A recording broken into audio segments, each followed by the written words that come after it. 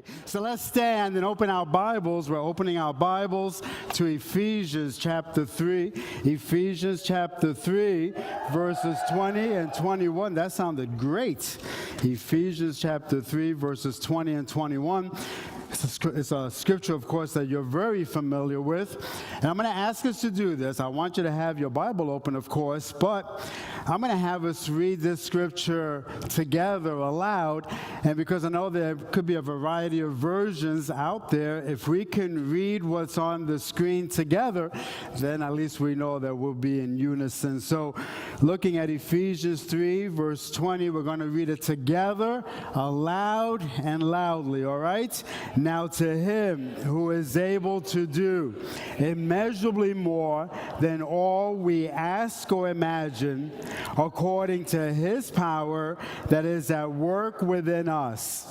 To him be glory in the church and in Christ Jesus throughout all generations, forever and ever. Amen. The Lord will bless the reading of his word. You may be seated. As I said in our pulpit prayer, Sandy is with her mom in Florida, and she'll be back this week, and I surely miss her, but that's where she is. Yes, Lord.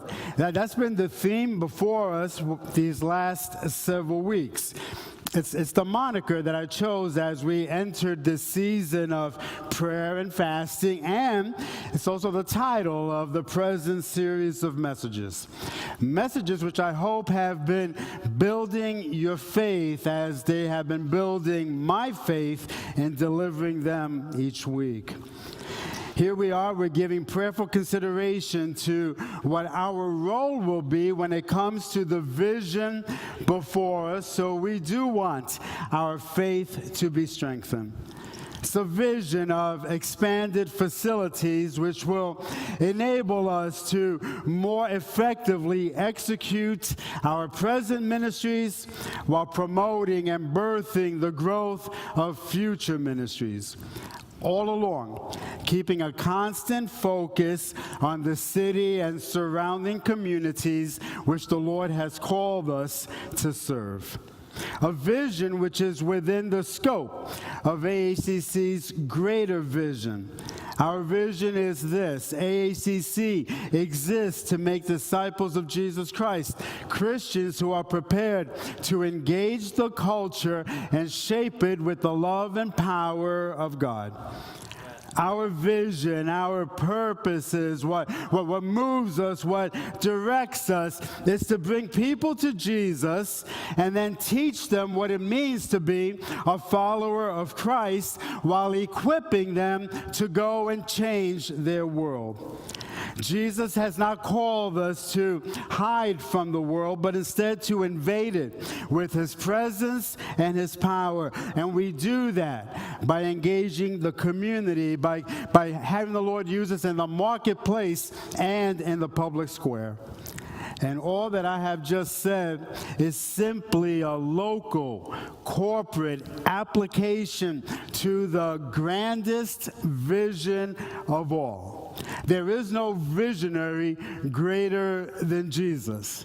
There are leaders that we look at and we say, wow, what a visionary he is. Listen, there is no visionary greater than Jesus. And his vision is then what we want to apply at the local level when he said this: go and make disciples of all nations, baptizing them in the name of the Father and the Son and the Holy Spirit, and teaching them to obey everything I have commanded you.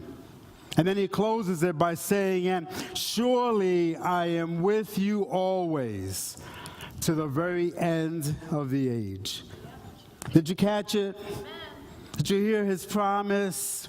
When we obey his voice and go, he has promised to go with us. He's with us to empower us, teach, and enable us to do what he has called us to do. But we've got to go. We've got to move. We've got to step out under his direction. You see, it is his commission, but in the end, it's our decision. He calls us to go. He calls us to move out, but then we decide what we're going to do. So, returning to the present emphasis of AHCC's vision, the expansion of these facilities, that will require us all to hear from the Lord what He will have us do. When it comes to the investment of our personal resources to AHCC's ongoing mission.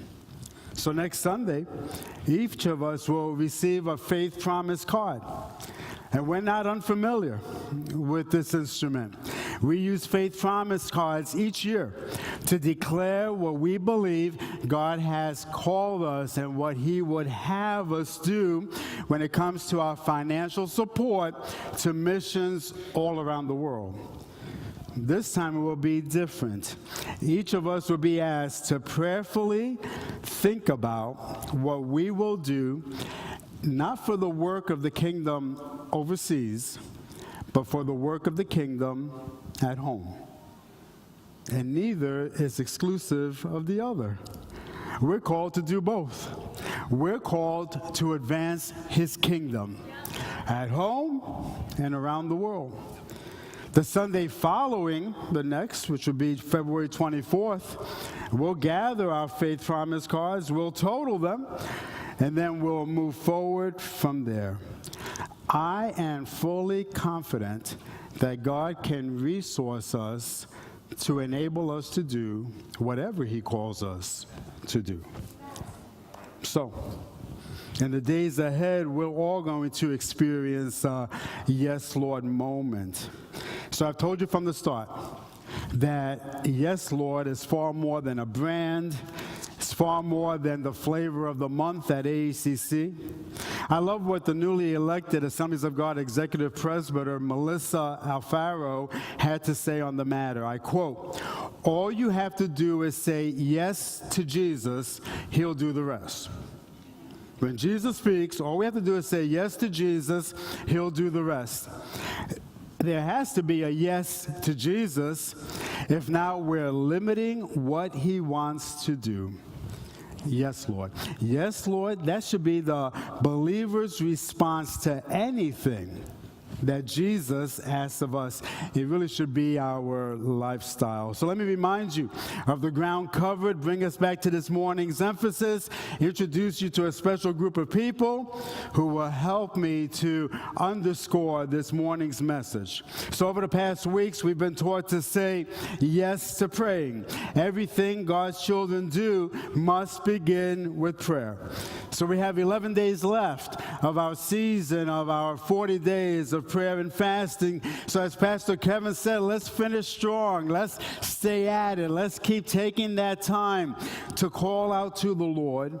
And then this Wednesday evening, we're taking time during our service to pray for the sick and to pray for those that are living with chronic pain. So that applies to you. Be in the service. And if there are those, of course, who can't make it to the service, we'll be praying for them and just believing God for a breakthrough in their bodies. We've been taught to say yes to believing. It's all about faith. And it's not a blind faith.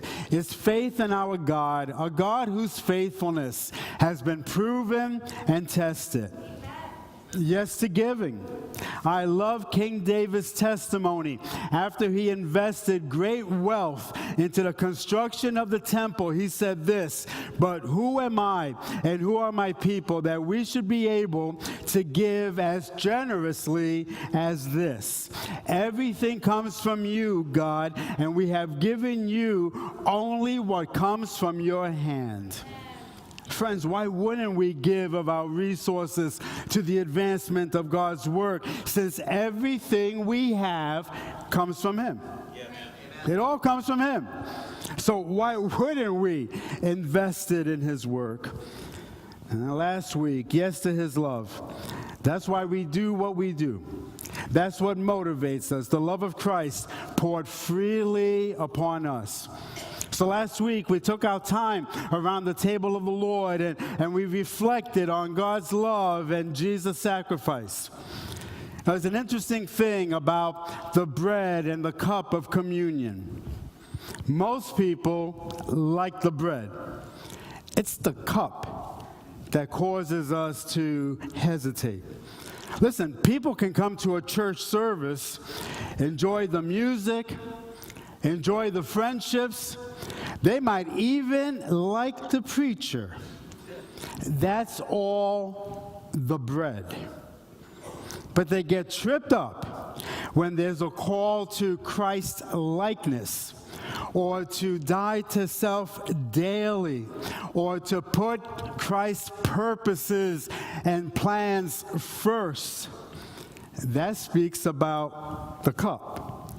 Dear ones, following Jesus involves saying yes to the bread and to the cup. It involves saying yes to what sustains us, and it involves saying yes to what will change us. Saying yes to his love makes us both recipients and distributors of God's out-of-this-world love for humanity. And then please remember that the Last Supper, the towel, followed the bread and the wine. We, the recipients of God's love, become the distributors of his love by serving others in here and out there. So that brings us to today's focus, yes to visions and dreams. It all begins with one step. It all begins with one step. Just think about it. Every time God called someone to partner in his visions and dreams, the responder always began with just one step. Abraham began his journey toward the promised land with one step. He had to take one step out of his homeland. He had to take one step out of Ur of the Chaldees, everything that was familiar, and follow God. One step that led him on such an amazing journey that the Bible puts Abraham before us as the model of faith. Began with one step. Moses began with one step toward a burning bush in the desert that was not consumed. And that one step led him to challenge the most powerful man in the world. That one step caused him to go before Pharaoh and say, "You have to let God's people go." That one step brought him to the place where indeed Pharaoh did let Israel go. That one step led him to one of the greatest miracles that we have recorded in the scripture that everybody in the world knows about, when the Red Sea was parted and the people then crossed over on dry ground. That one step led Moses to journey up to Mount Sinai to have the closest thing to a face-to-face encounter with the Almighty God, something no one else has ever experienced. And it all started with one step. One step. Joshua began with one step after God told him to be strong and courageous, and he told him that 3 times. So I've told you before, if God told Joshua to be strong and courageous 3 times, that tells me that Joshua was feeling weak and afraid. But God told him, be strong and courageous. And once it took root, it took one step. He took one step toward the Jordan River. And after that, there was no stopping Joshua. He led that new generation of Israelites into the promised land, and they were like a human wrecking ball, taking city after city, territory after territory. But friends, it all started with one step. It always begins with one step. So the leadership team of AECC, your pastors and your deacons, are asking you to follow us and take a step into what God has prepared for us in the days ahead. That you take a step with us when it comes to entering more fully into the vision and the dreams that God has for this local church. So with that, the remainder of our time is going to be spent by you hearing from our deacons. So you men can begin to make your way to the platform, and they're going to share with you, and it's going to be done in an interview style with Esperancita Benowitz. So Esperancita, if you would come as well. So if you guys would come take your places. Esperancita, I can give you this microphone. Pastor Kevin, can you just give me a hand, move this over? Or one of these guys can help me. I think about that. Thank you. Let me just grab that in my book. Thank you. And if you need to move those to get a little bit more space, do it.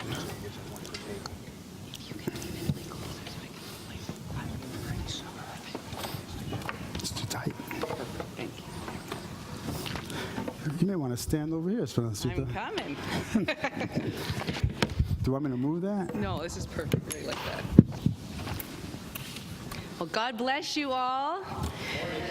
It's a lot warmer than last time. It's not even that warm, but it's still warmer than last time that I was here with you. But just happy to be here, and this is a really great privilege. I know going through this time and spending the time conversing and emailing back and forth with the deacons, it has been truly enlightening and encouraging to understand, this is a big project, and there's a lot of people behind it. So I hope that you enjoy, what you're going to hear today. I'm positive you will. So we're going to get started, okay? There is a flash round a little bit later, but we'll start here. We're going to let each of the deacons, if you could please just introduce yourself for those who may not know who you are.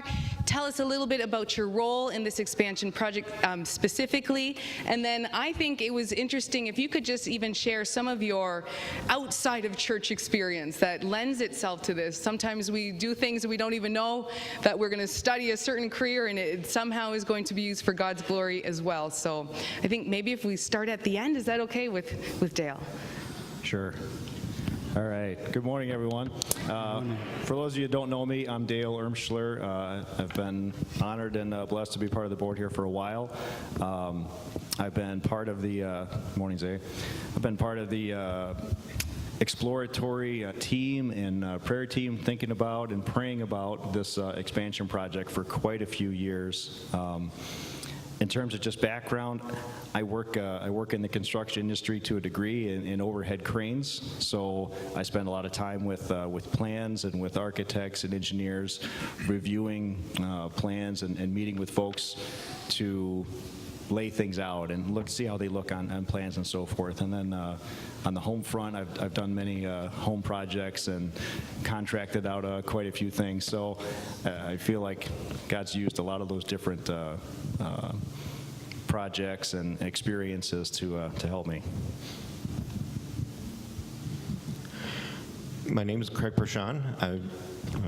We've been attending here for quite some time.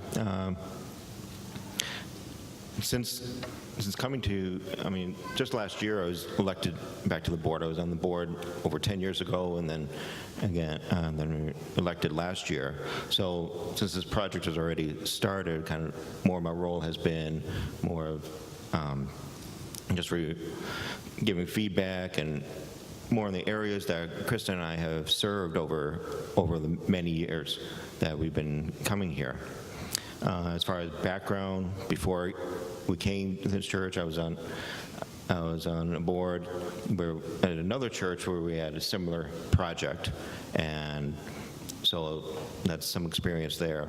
But as far as my work background, it's more in computer programming, not construction.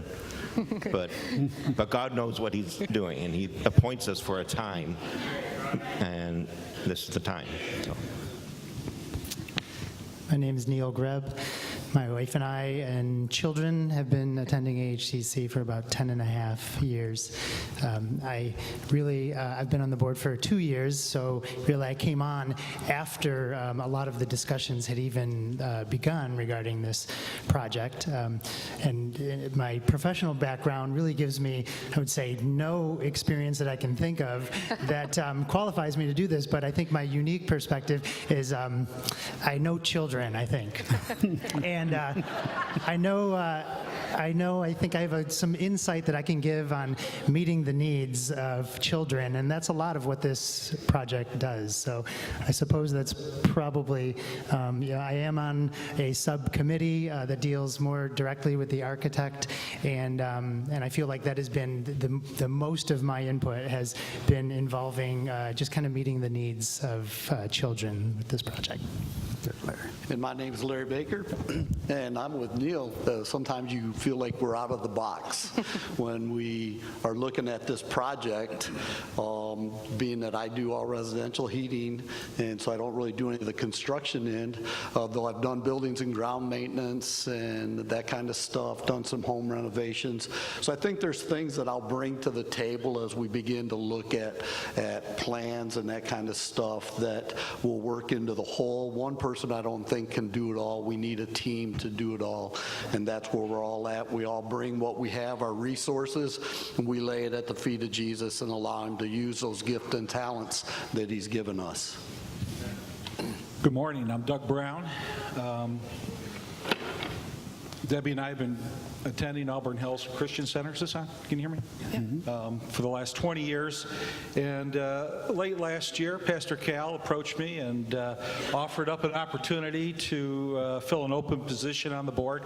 So that was my first yes, Lord moment. And I want to just thank you, Pastor, for the invitation and just to be part of this leadership team. I have 33 years of experience working at Chrysler in their purchasing organization. I've been working with suppliers directly, negotiating commercial terms and conditions on various projects. I've been involved in contract management and many negotiations with Tier 1 suppliers. I've worked on several large industrial projects during my career, but I think my role here with this team could be more of an intercessor for the team and the project. Good morning, everyone. My name is Chad Cromwell. I've been on the board now for the past 5 years, so I've been on it since the inception of us grappling and praying over what to do on how this project is all coming into fruition. And for a profession, I work in the automotive industry. I build thousands of cars a week, but my true passion really is in the building and construction side of things. So I've built multiple houses. I've built or I've remodeled, and that's just kind of the thing that I like to do. I'm not one to watch TV. I'd rather be moving around doing something. And so that's what God's given me that talent to bring to the table as we talk and we interface with architects and the builders, and we've interviewed and we've really tried to express the voice and the needs of the church. And it was between Dale, Neil, and I really going after and talking and interfacing with the architect to really put it on paper of what we need. So yeah, I think that pretty well covers it. If I can just kind of summarize a little bit for how we all kind of feel. We all kind of feel like, God's gifted each one of us with different experiences and talents and abilities that have prepared us for our parts in this. But I also want to say, and we also want to include that there have been so many members of the group here and of our congregation and other people outside of our congregation who have, contributed to or been a part of. So, when we see the renderings and the floor plans and some of the pictures out in the foyer and so forth we look at, just know that that's the work of a vast number of people, from, say, like Don and Irene, who helped us with some floor plan ideas, the Reeds, even going back to our previous expansion ideas back in 2005 and 6 when, say, Brad Bonner was really involved with it. There are so many ideas and so much that's been pulled together from such a vast number of people that it's really been a wonderful team effort to see God's people just come together on. I think it's just the perspective.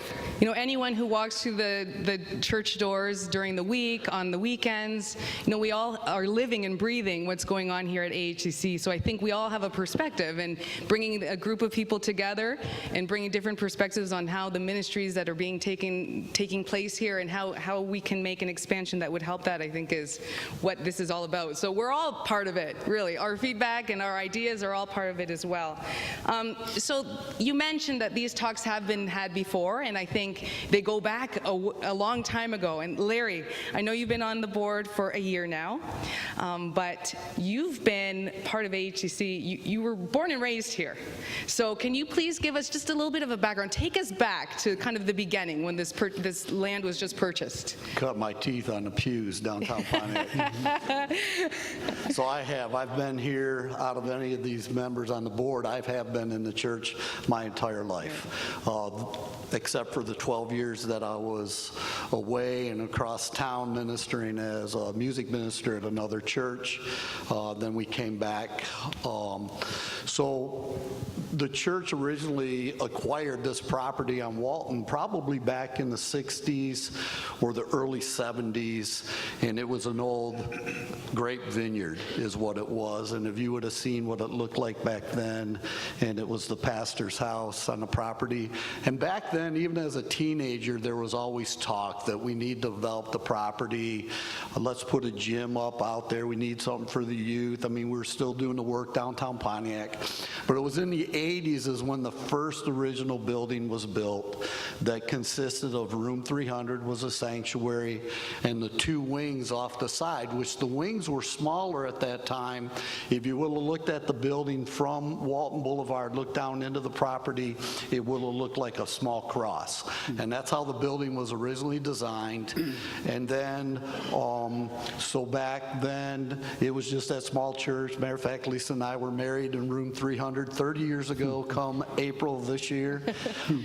So it was small. But then when Pastor Cullivan came, at that time that I was gone, he had that vision that it needed to be expanded. They expanded the wings, rooms 110, 120, all those nursery areas were expanded.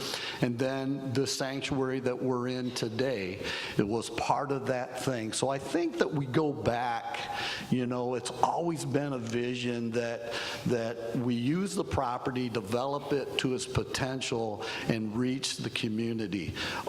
This expansion is going to give us the needed space that we need as we have branched out and give us all that little bit of elbow room that we need. If you walk around places throughout on any given Sunday or Wednesday, there's rooms that are packed with kids and they just need some room to move. So this is going to be thing. And Pastor already sort of said it, and somebody said it, that we're only limited by how big we dream, And one of my things is there's a movie I like that's Field of Dreams that says, build it and they'll come. When we expand and when we build something, it's going to be filled. Because I've seen it happen when we've taken every other little nick and cranny that we've had in the building to open it up to use for another ministry space, it gets filled up. I mean, we've renovated coat room areas to be, welcome centers. The other one turned into the cafe, and we just see things. So every time we build something, it gets used. That's right. So, Larry, you were married in room 300, and if I'm correct in saying, Chad, you and Tracy were married here, the first wedding in this sanctuary. So there's a lot of history here, a lot of history and memorable moments. Larry's a lot older than us, too. So it was only 19 years ago. Thank you, Larry, for taking us back. And Craig, when you, in some of the responses you gave, you told us about these expansion talks that started, obviously it was a vision back in the 60s, 70s, 80s. And then over a decade ago, there was some serious talk about an expansion. And what happened with that? That's almost 12 years ago. Well, what happened, there were meetings with the congregation, with the architect. Dale and I were both on the board, and others, and at that point, after the initial renderings, there just didn't seem to be a clear sense. I remember Pastor Cal coming into the meeting and just grappling with it's not fitting or not, something's not right. So plans were put on hold. None of us knew at the time that the recession would hit just a couple years later. Nobody knew, but God did. And he's the one that put those on hold. And so, pastors are listening to God, we're listening, and we thought we were going forward, but God said, not at that time. Yeah. Then I remember a few years ago, Pastor Cal was in a business meeting sharing about the leadership, praying about expansion again, and sharing about the community and reaching the community through the community center. And so then just another year or so, then there was at another business meeting, there was a resolution to move forward with an architect. So that's kind of where we're at this point. So It's like a decision to get some of those things, the vision on paper, right, and move to the next step. So, and I think that takes us kind of that meeting or that decision to, start investigating with an architect some of those ideas, brings us to where we are today. And so, Dale, if you can maybe, from what we've heard, and Larry did mention, every nook and cranny that we try to turn into a new ministry, it gets filled up and it gets used and maximized. So can you tell us what is the driving force behind the expansion for today? Some of the specifics. Sure. So the driving force really behind the thoughts of expansion, other than that the Lord is leading us in that direction, are the ministries and the things that take place within the facility. Our people, whether it's the people serving, or the people in leadership, or the people being served, that's why we're here. It's not for the building or the facility, but right now there are ministries that are either being limited or curtailed or delayed, waiting for space, or just non-existent because we don't have the space. I think of some possibilities like some youth outreach ministries that we could have, or a local area youth convention that we could have. But we lack the space. We lack some of those things. Some of the children's ministries that Pastor Steve would like to expand and do, and just see grow, or split some of the groups where it would be really kind of beneficial at some ages to separate the boys and the girls, because it's easier to teach and reach them in different ways. But we don't have the smaller rooms to separate out and do some of those things. So as we're looking at the expansion, it's to expand ministries that we have. Part of the other reason is, as you've heard Larry talk about, Craig talk about, is space. All of us have been in the foyer after church. Many of us have been in the cafe, which is a wonderful addition to the church body here. But it's tight. It's tight, and we could use some space there. Those of us who are back in the children's areas, the child check-in areas, the foyer and the room 300 area, they can be tight, and the traffic flow can be challenging. So much of this is also about traffic flow, how we move in and out and around and through the building. If you have multiple kids to drop off, it can be challenging on a Sunday morning because you're going to several different locations, and then you're going through the foyer with everybody else. Last idea just on this topic is room 300. Room 300 is our second largest room after this room, but it is our most used space. It gets used every day of the week, sometimes morning, afternoon, and night. It gets torn down and set up multiple times. If we had the community center, a much larger space, I wonder the amazing ministries and opportunities the Lord had put before us, because we use the room 300 constantly, regularly, and it gets used for everything from moms groups on Tuesdays to, of course, Wednesday night facilities, to youth different events and youth services, to on occasion it's even used for dodgeball. Not sure how that exactly happens, but they were told no dodgeball here in the sanctuary, so they went to 300. But we can use this space, and we can use it in wonderful ways for God's ministries. All right, so here's a question for everyone in the pews today. How many phases are there to this expansion? Who knows? Three. Very good. Okay, Dale, can you just quickly refresh, because I know there's a lot of different things and details in each of those phases, but just really quick, high level, what phase each phase So consists of? It's a great question, and there are three phases, and even as we move into the next phase, if we so decide to do that, these aren't locked in concrete and set in stone yet. But the first phase would be the community center itself. Part of the reason for that is we need the space that the community center would bring us in order to do some of the next phases. Because of course, as we do, say, the front facade and the front foyer areas, that's going to cause a lot of disruption and a lack of or loss of use of that space for a time frame. So we need somewhere to migrate to in those transitional times. So the first phase is the community center, which includes the large community center space, a couple of nursery rooms, of course the bathroom facilities that'll serve that area, and a large foyer.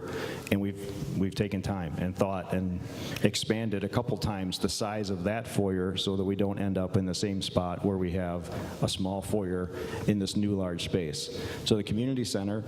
The second phase would then be the build out of the front foyer, moving and relocating the cafe up to the front, as you've seen in the renderings. That also includes that big play structure area for the kids and a couple of additional nursery or toddler room spaces for the children's ministries, and then that whole child check-in area really comes together as we kind of reconfigure those spaces with room 300, the cafe, the play area, and then the foyer for the community center. The final phase then would be the education wing, which part of the reason for that is we have to build the first thing, the community center, because the education wing comes off of the community center. So we have to get to that point. But that's an important phase, because those are the classrooms that we really would love to have and love to use that space to reach different groups, whether that's children at the different services or whether that's having Bible studies in different groups during the week.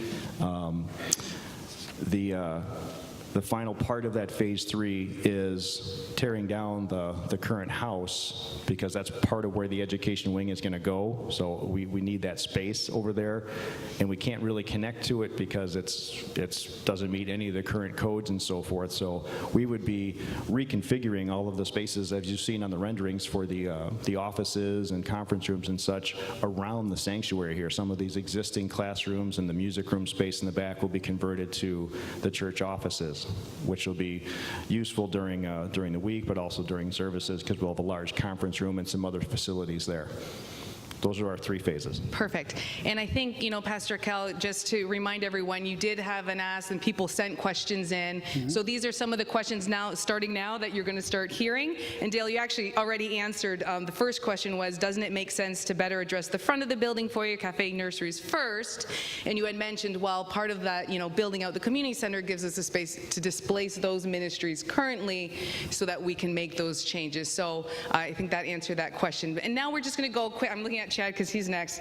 Some of the questions now, a little bit phase by phase, just the thought behind the community center. Chad, you've been in kids ministry or children's ministry for over 20 years, or about 20 years. Tell us just a little bit about the importance of the community center and the why. As we talked and we grappled with many different things and concepts and different ideas of what to do, right or wrong, athletics play a huge part in people's lives right now, right? And I look at the community center as being another tool in the toolbox to reach souls for the kingdom, right?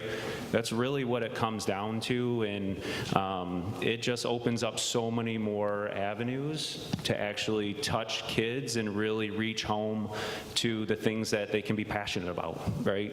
Athletics are a huge factor, and we really want to tap into that and really connect with the kids on where they're at, right? And as we teach on Wednesday nights, right, I'm in the Rangers program, and I tell you, when you get 10 boys in a room that's 15 by 20, there's not enough space, right? These kids want to move, and they want to move around, and they want to be active, and it's just another outlet to really expand and show opportunities where they can invite their friends and, expand our wings to invite more kids into the church. That's the truth. I mean, with all these snow days we've had, I've had, preaching to the choir, because I have 2 boys, only 2 of them, but they needed more space than I could give them. And it's true, they really do just need to move around. And I think there is an opportunity. Kids might come, they can ask their friends to come to a youth service, and that might be hard for some of them, but getting them to come play basketball might be an easy way to get them into the doors and familiar with the church. So, but Pastor Cal, I know that you wanted to touch base. We don't want to limit. The community center is not limited to the young people and the kids by any means. No, it's not. So, and of course, we understand that when it comes to children and youth, we need to continually be investing in that generation. I believe we understand that. I love what has been reported about D.L. Moody, that great evangelist, revivalist. One time he came back home from a service. His wife's custom was to ask him, how was the meeting? So she asked him that evening, what was the meeting like? And his response would always be the individuals who came to Jesus. So he said, well, it was a great night. 2.5 people came to the Lord. Oh, 2.5. 2 adults and 1 child. And he said, no, 2 children and 1 adult. See, the child has his whole life in front of him. Some of us are halfway, if not 2/3 along the way. So we have to keep investing into that generation. That's just wisdom. But having said that, what we're looking at is not just for our children and our teens. We see it as a resource when it comes to large group gatherings, multiple small group gatherings, all church fellowship times, church dinners, housing for Reach 248, Mega Sports Camp, International Students Ministries, and then there is this need in our community for senior care areas. Now, I don't mean assisted living. I'm talking about when seniors, you have perhaps a husband and a wife, and the wife is a little bit more mobile and even mentally a little bit more with it, but she needs a little break. So then there are these places where she could take her husband, and for 3 or 4 hours, he can be involved in an activity in a safe place, and people are working with him and giving him things to do, and he's involved in physical activities. I see that as a great opportunity for us. Susie, are you going to take Henry there? Is that what's happening? Reservations can be made at the Welcome Center. But my thought, think about this.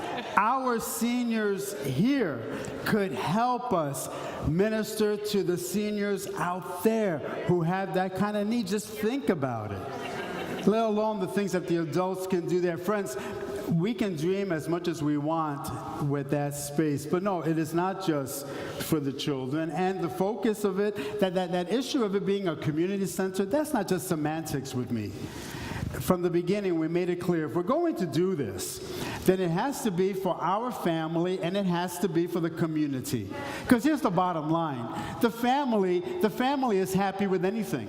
Hey, we've been sucking the life out of room 300. We can keep doing that till Jesus comes. That's the family. The family doesn't mind this. People that are not in the family mind this. So we have to be thinking beyond the family. So when we say community center, we're talking community center, this community and that community. But Pastor, have you thought about every problem that could come as a result? No. Because if I did that, I wouldn't do anything. There is a difference between decision making and problem solving. Decision making is, have you heard from God? Friends, years and years and years of prayer and planning and talking and drawing and saying no and let's move forward. That's part of the decision making. If we're going to sit down now and try to paint every potential scenario, we won't do it. There's a difference. You hear from God, you move forward, and then the problems come up. The same God who got us into that, we go back to, you got me into this. So what do we do now? And he grows us through the resolutions. That's a lot more answer than you expected. That's okay. That's okay. Okay, so that's phase 1, community center. Phase 2, generally, just to not generalize too much, but if we talked about cafe, the facade, the entry. Larry, give us some of your thoughts behind the importance. A door is a door, some could say, right? But tell us a little bit about the thoughts behind the facade. A door is a door. So in the years that I was working at apartment maintenance, and so we had a rental office and people are driving into the property. And when the owner had come on the property, well, we were given heads up, so we made sure things were pristine coming in the drive. And because his whole big thing was curb appeal. You know, when we had prospective renters coming onto the property, what did they first see when they drove onto the property? Was it well maintained? Was it pleasant? Did it look clean?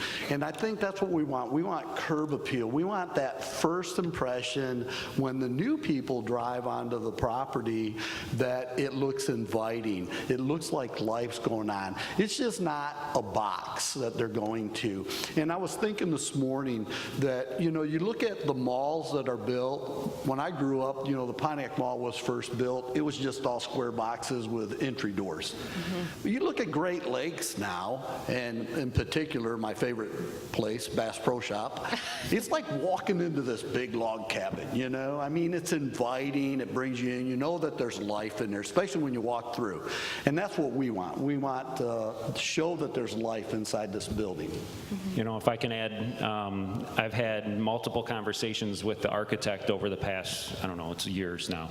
And as we talk through this, and as I tried expressing to him that first impressions are everything, and he's like, yeah, you know, he's like, I got this great design. And then as we look through things, I'm like, it just doesn't have the wow factor to it, right? And we went back and I tried to explain to him the ideas and the dreams that we talk about, and I think Pastor laid it out the best, is that we have to express it from a building and the facade. When people walk in, they not only get the wow, but they also can see the life that's happening inside the building, and that's where this dreamt up and where we ended up with this front facade, right? Because I walk through these doors multiple times a week, and I don't even think about it really anymore, right? But when you actually take a step back, you can see that the front door's way recessed, you know, that the side where we've bricked where the nursery is, it's basically a big brick wall with 2 doors, right? And I'm like, that just kind of looks terrible, you know? So as we're looking to really come back after the new people and to get that inviting approach, right? We really need the wow factor, and I'm hoping that you guys agree that this is definitely hit the mark. So I think, you know, it talks about transparency, right? A little bit of us, even in our lifestyles, in our daily walks, you know, how transparent are we with what God's doing inside of us, right? And I think, sorry, I don't want to tear up, but, you know, it can say a lot. I think that facade, the clearness of the glass and being able to see in and see what God's doing and the change that's happening in the life and the innocence in the children's area, I think it will. It does say something different. People don't want to drop their kid off and then lose them for the next hour. They want to be able to see and know where they're going. So I think that's a beautiful thing. And this next question is a little loaded, okay? It's for you, Craig. What is the part of this expansion, or what phase excites you most? Well, obviously, phase 2. Obviously. Tell us why. Well, over three years ago, Kristen and I said yes, Lord, to coming alongside Sandy and to lead the cafe before it opened. So we've been in from the beginning, and we have no prior experience. We brew coffee at home. I mean, With a Keurig. we don't have an espresso machine at home. I don't know the difference between a latte and a cappuccino, okay? I'm learning. But we said yes, because that's what God had placed on our hearts, and had placed on Sandy's, but now we see how God had his hand on that decision. And the cafe is more than a place of coffee. Ministry takes place there. Amen.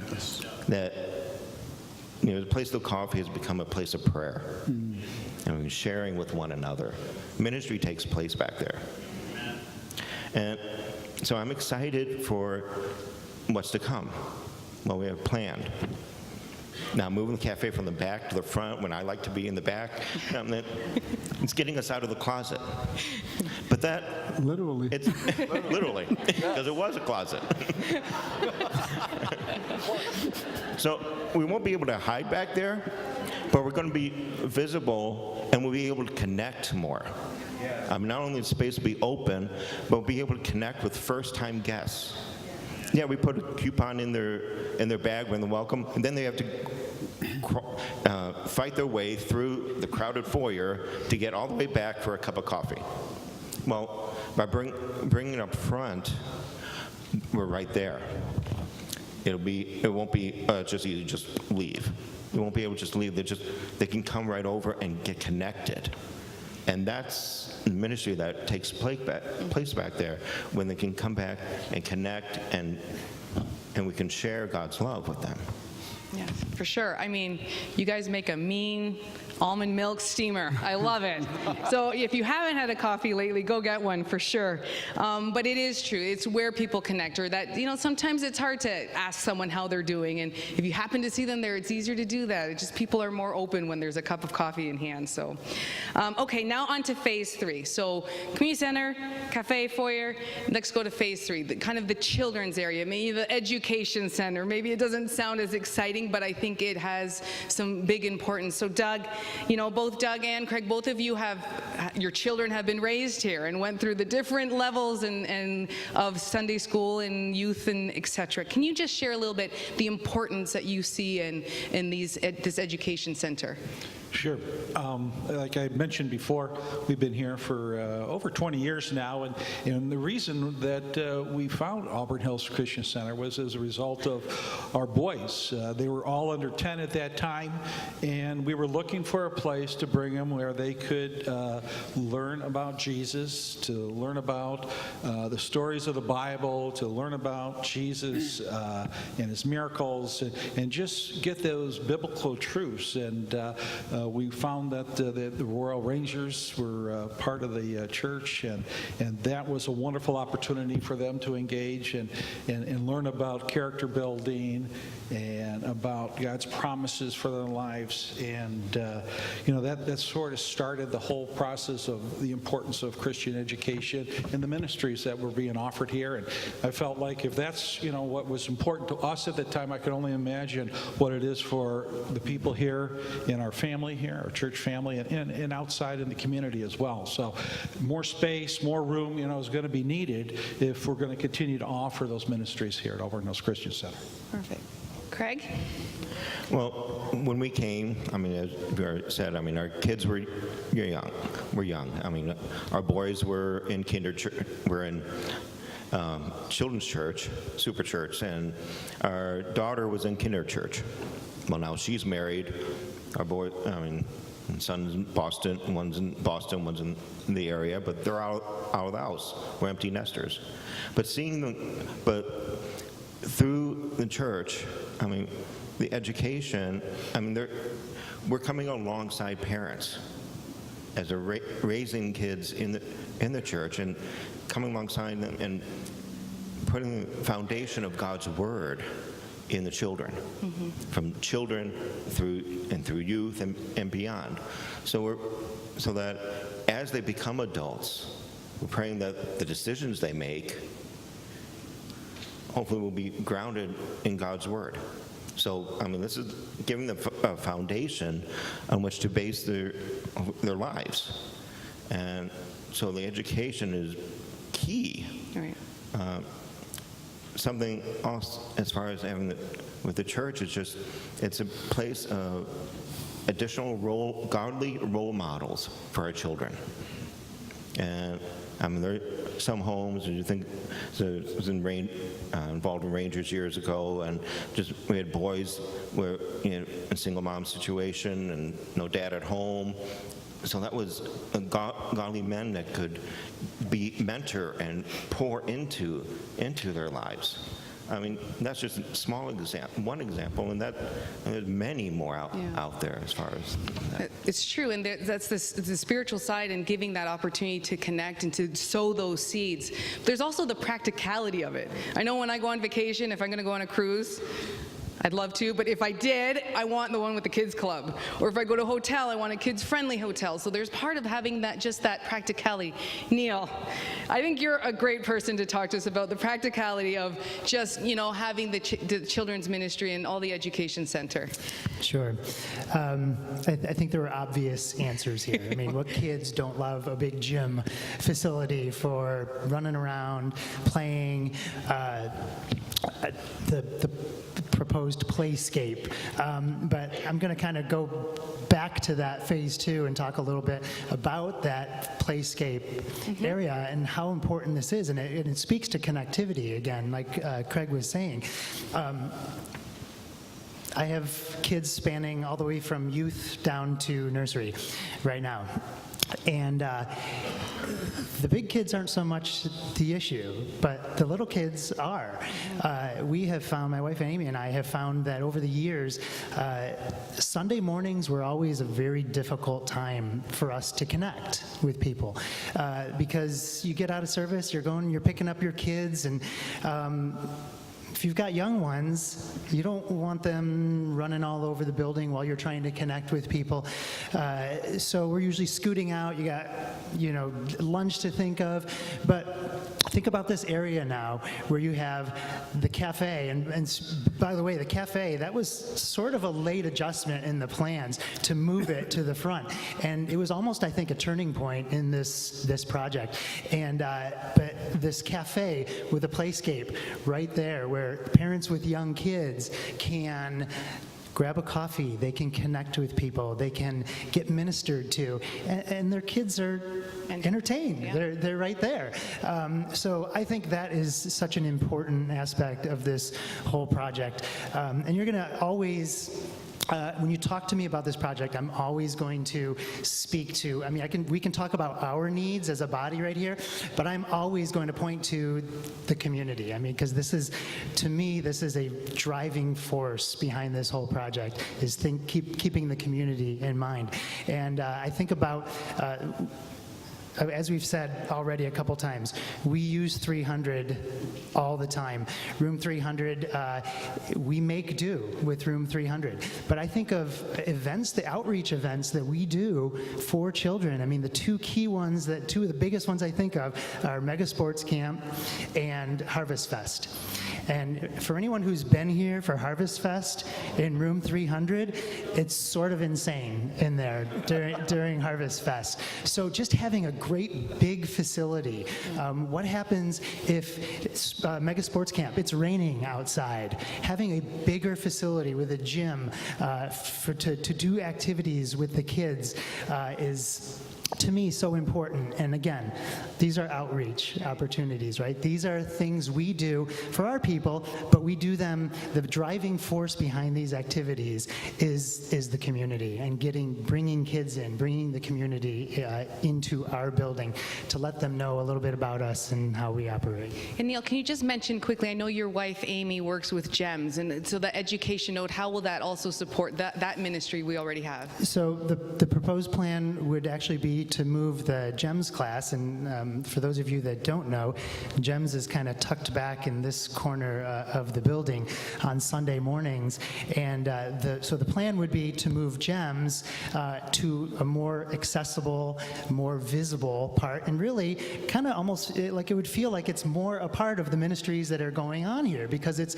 in the area. So the proposal would be to move it what room is that? The Kinder Church room. Mm-hmm. Yeah, so the Kinder Church room in that area. So it would give them more space, closer access to bathrooms, but again, just the visibility and the accessibility of that ministry, and in being really kind of seeming like it's more a part of our other ministries and not kind of tucked off to some back corner of the building. Awesome, thank you.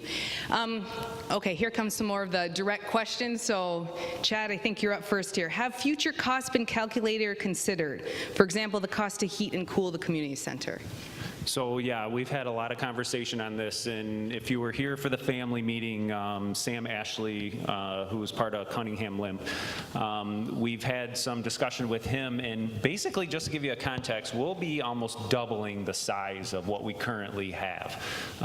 So when you factor in all the Michigan code requirements and for heating and cooling and energy consumption, the beauty of it is actually in the past 20 years, we've progressed, and we're actually really monitoring and watching that closely. So although we're doubling the amount of square footage that we currently have, with the lighting codes that we have with LED lights, we're figuring that it's going to be probably 30% less energy consumption, as well as in our heating and cooling. The high efficiency furnaces that are required now and air conditioners that are required now, that's also going to be a huge reduction. So from an overall standpoint, we're factoring that it's going to be about 60% of what we currently have to do or have to support for this current building structure. And there's a question that said, will there be costs offset by any income streams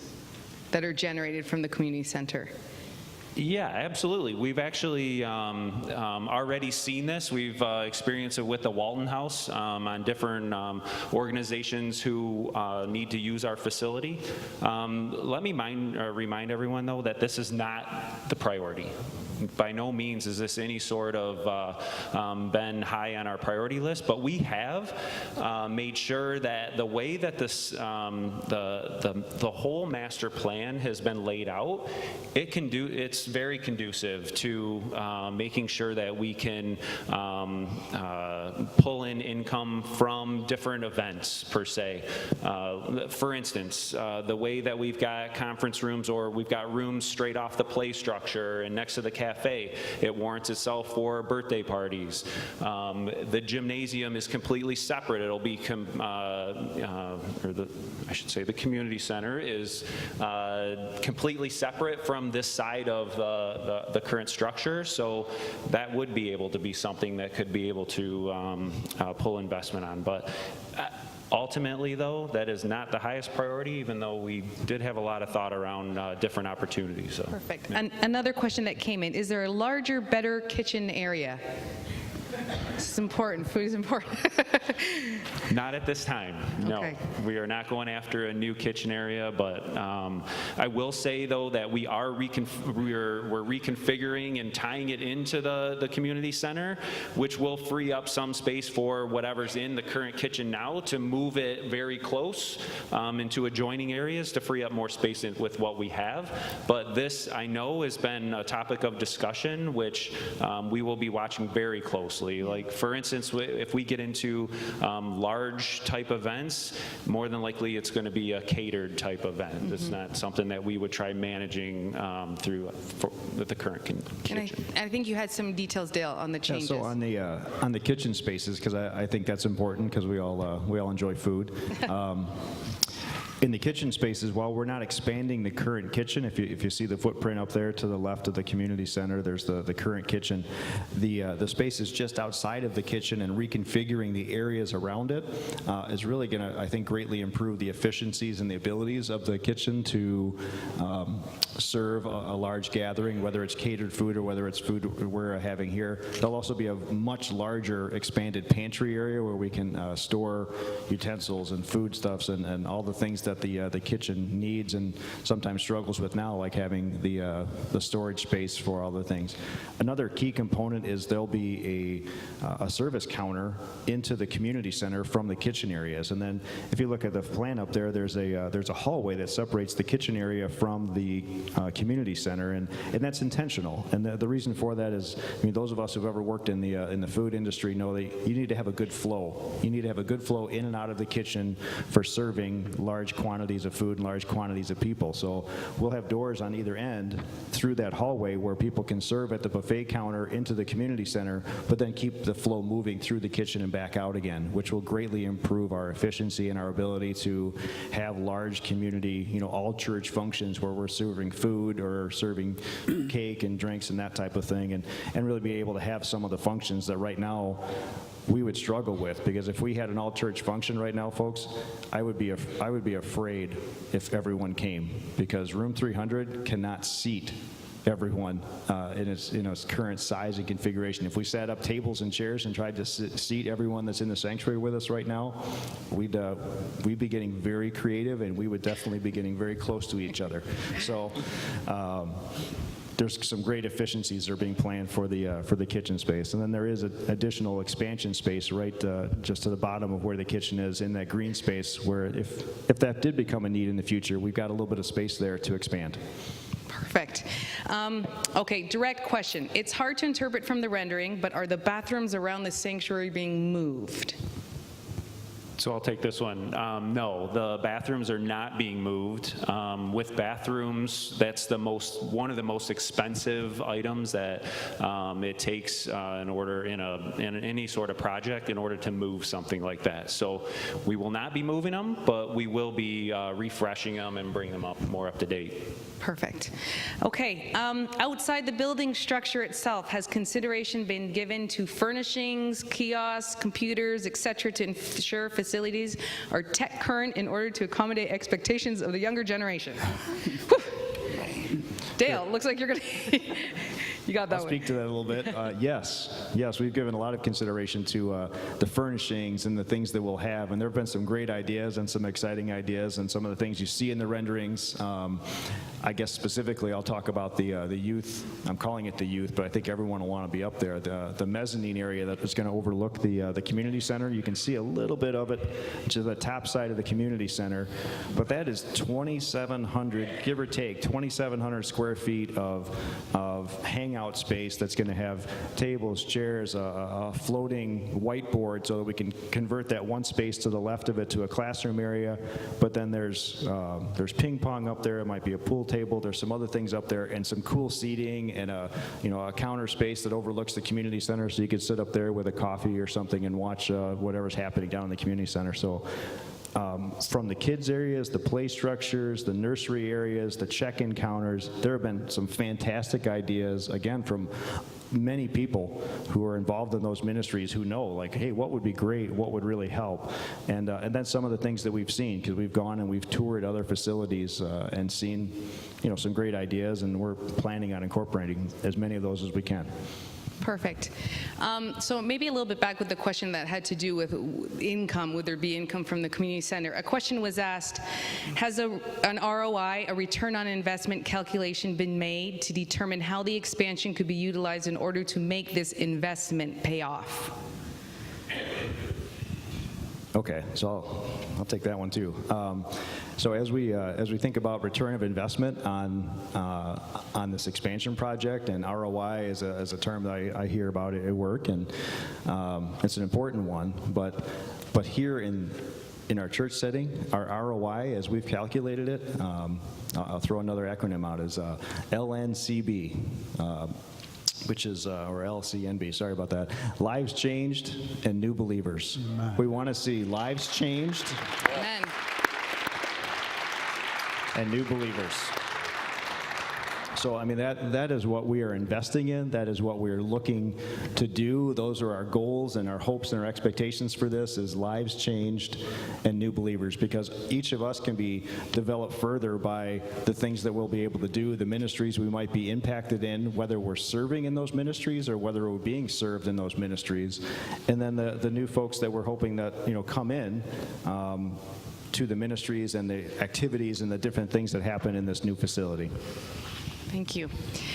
There was a question. Do you men believe, it's for anyone here, that this can be financed without securing a mortgage? Absolutely.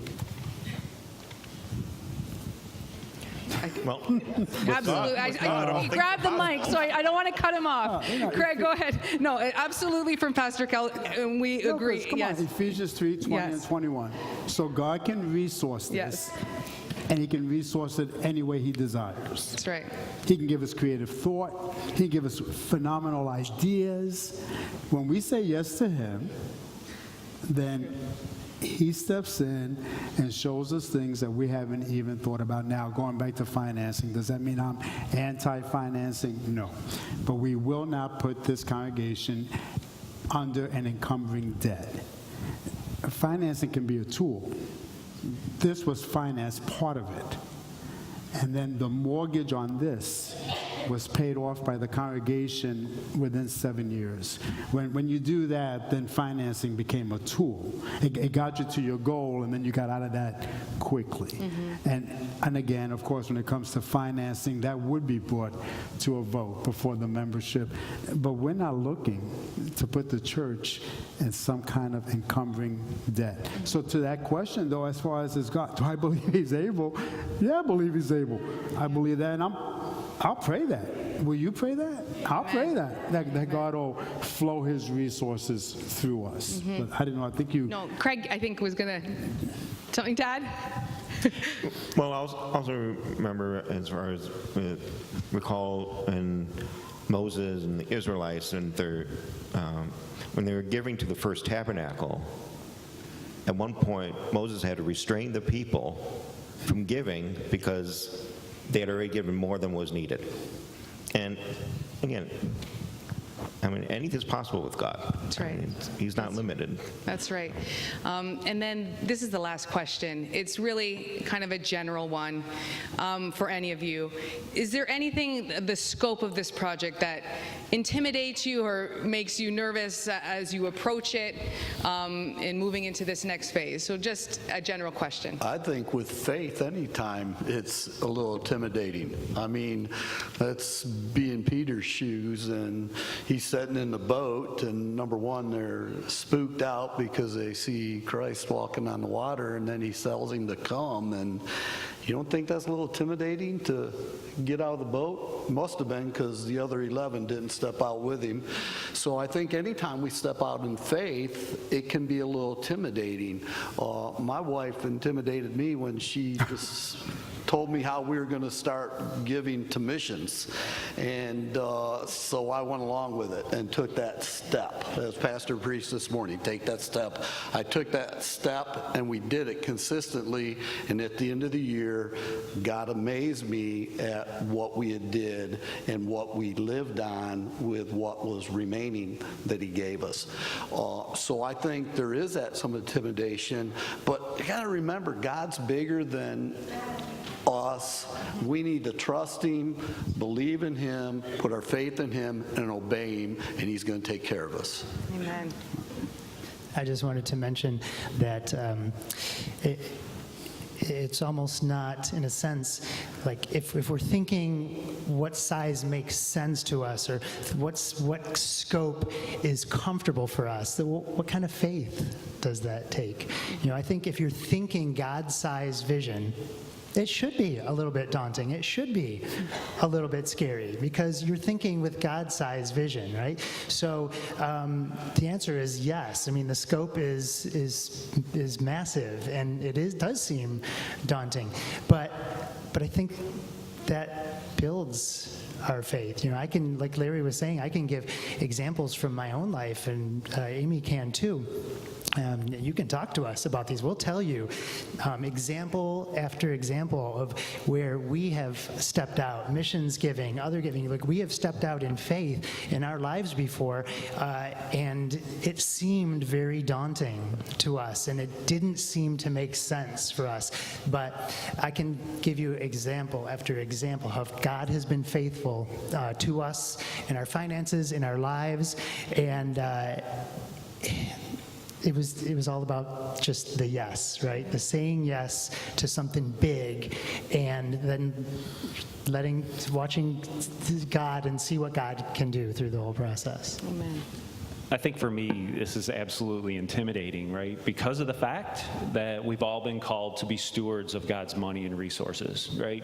Each one of us up here, this isn't something that we've rushed into by any means. This has been 4 years of conversations and back and forth. And I remember one Wednesday night when we were about to roll this out, I remember myself kind of like, whoa, we're here, right? This is, Pastor, I remember in the hallway, he said, he's like, Chad, he's like, we've been doing this long enough. We prayed this through, and we've got to go now and walk in faith as we present this to you. But if there's anything to tell from this group up here to you is that this hasn't been something that we've rushed into, right?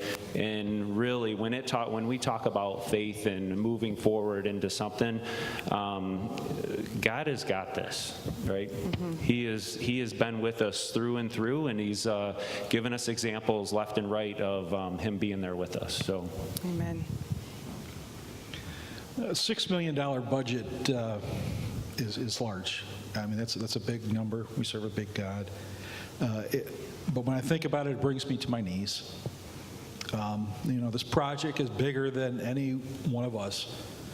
We've been blessed here with a beautiful church, a wonderful piece of property, a diverse congregation, pastors who love teaching and preaching the Word of God, a church that loves giving and wants to know Jesus and wants to make Jesus known more. So now's our time. Now's the time to step out in faith and take that step that pastors talked about and that we believe in. Amen. Is anyone else? Craig?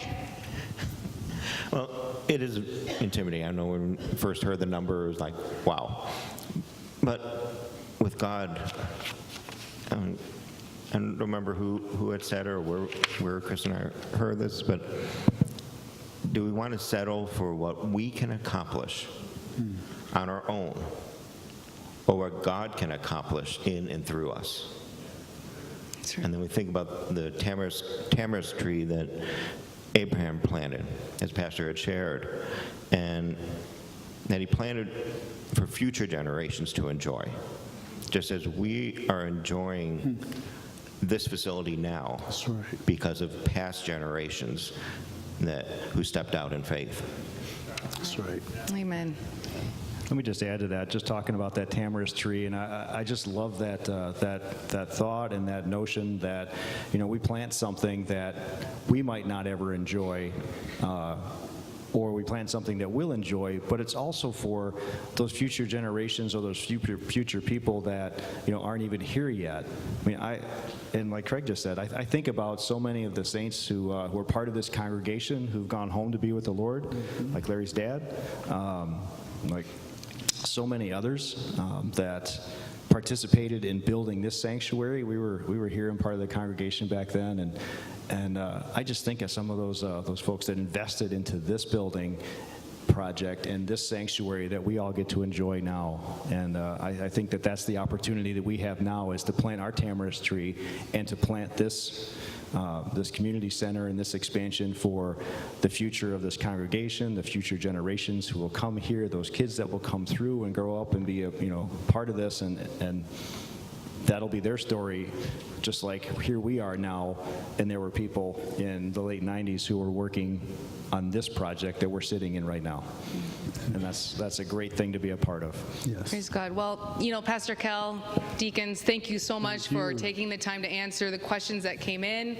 We really appreciate it, and we'll be praying for you as we keep moving forward. Thank you. you. Thank you. Thank you, guys. Thank you. Well, thank you, Esperancita. Thank you for your help, and thank you, men. And friends, we're going to wrap it up. I know we've gone over time, but these are important days that we're walking through, and I thought it was important that you hear from these men, take your questions. As I look over the script, I'm sorry, Chad, if there was a question that was missed, we know who asked them, so we can get with you personally, and we'll take care of that. But let's stand. We're going to stand. We're going to ask Pastor Sharon to come back, but I'm going to have you stand, but I'm still going to talk to you. But by standing, you figure you're going to leave soon, okay?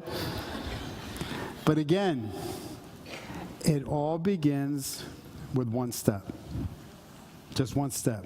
So let me show you something. Now I'm feeling like more and more like Pastor Steve, the little object lessons. Do you see these? Okay, look at, I shine my shoes, but I have never worn shoes quite this shiny. Yeah, patent leather. Now, do you know why I have this? No, Annalise is not getting married.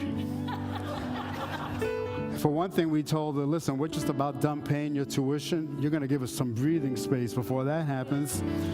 Secondly, we don't have another staff member to marry one of my daughters, too. Not yet, anyway. But as you know, I've told you that I've been invited to be a part of the first time ever chaplaincy ministry for the Auburn Hills Police Department. And they want us in uniform for special occasions, for different events. And so part of the uniform are these shoes. Anyway, just this past Thursday, I was doing a ride-along because I want to get to know the officers. So I'm doing this ride-along with this officer. As I'm sitting there interacting with him, I thought to myself, what an amazing opportunity God has given to me. Then after riding with him for about 2-3 hours, I wanted to get back, and he wanted me to get back for a briefing because we're allowed to go into their briefings before the next shift goes out. So I got to go in there and meeting and interacting with those officers and talking about what they might be facing that evening and what things they need to deal with. So then the shift commander asked me, hey, Pastor Cal, do you want to say something? I'm like, oh, man. And I thought, what an amazing opportunity. So I said to them, I'm just so thrilled that you have welcomed us in and that I have the opportunity to serve you. I am here to serve you. So then on my way out, as I'm walking out the police department, I had two thoughts. I thought, this is an awesome opportunity. Don't blow it. That's number one. Number two, we have this awesome opportunity because my wife convinced me to take just one step several years ago. Cal, we need to express appreciation to our police department. What should we do? I don't know. Let's think about it. Hey, how about we cater them a meal? Okay.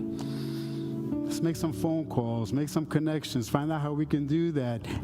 That's when we met a couple of officers that are still my friends to this day. And at that point, they said, yes, bring it. And we did it. And that meal led to more and more open doors and a deepening of relationships. So that now from taking that one step, I get to step into these shoes and represent Jesus and represent this congregation to a segment of our community that has welcomed me with open arms. One step. Now, the interesting thing is that this is the first part of the